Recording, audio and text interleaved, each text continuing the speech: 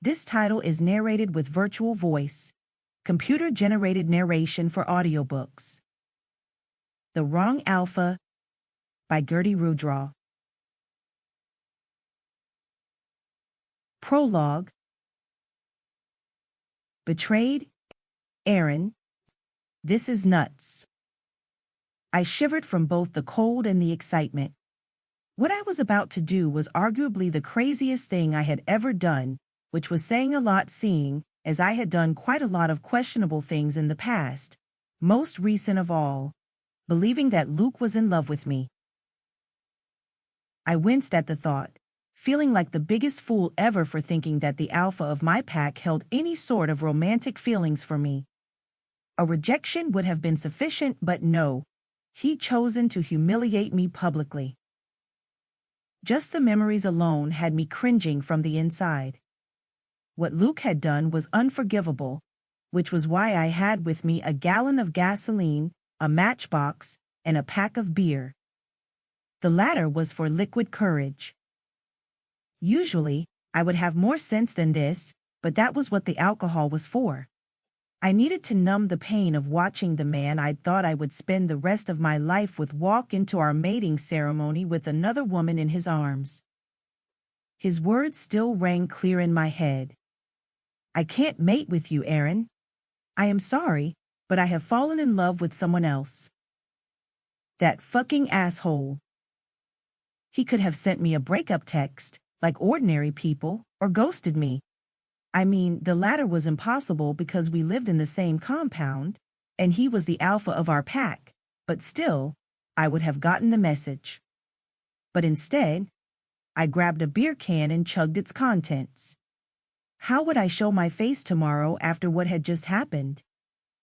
The humans I worked with all knew I had taken time off to get married, and now I was going back to work in a few days, a jilted woman.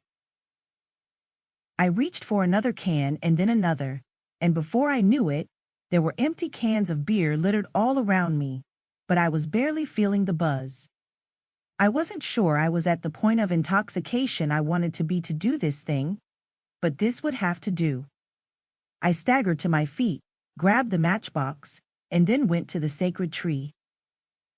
This was the most precious item of the pack, planted by the ancestors a couple of 100 years ago. Hundreds of shifters had been joined under the tree, which was believed to be a source of love for shifters within and beyond our pack. And I was going to burn it down to the ground. They would have to find another stupid tree to fall in love under because, by the end of the night, this one would be in ashes.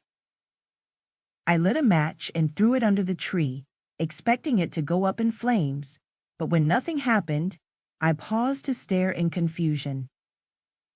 The tree was supposed to light up the night. Unwilling to give up, I reached for another match and repeated the process, but just like the first one had done, the match just died at the foot of the tree the second it landed. Why won't you just burn the fuck down? I screamed out in frustration as I grabbed another match, but a chuckle broke out from behind me before I could light it.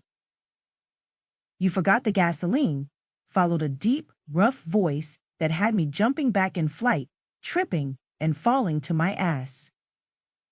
I groaned from the pain the impact had inflicted before shifting my glare to the figure seated where I had been just a moment ago. The figure was tall and broad. That much I could tell from the distance. Who are you? I whispered, trying to get a clear look at him, but he was seated in a shadowed area. I don't think you should be doing what I think you are doing. I wasn't doing anything, I hurried to say. So should I assume that the gasoline and matchbox are to start a campfire? There was humor in his voice, which I did not appreciate. Was he mocking me? It's none of your business. Why don't you just piss off, or are you going to tell on me? He broke into a deep humored laugh, and I could tell that he found me amusing. Are you laughing at me? He was, but I wanted him to tell me that he wasn't to preserve the shred of dignity I had left. I could feel the buzz starting to kick in. Indeed I am. I am sure whatever. To keep listening to this audiobook, I've left you a link in the description so you can do it at no cost thanks to Audible's 30-day free trial.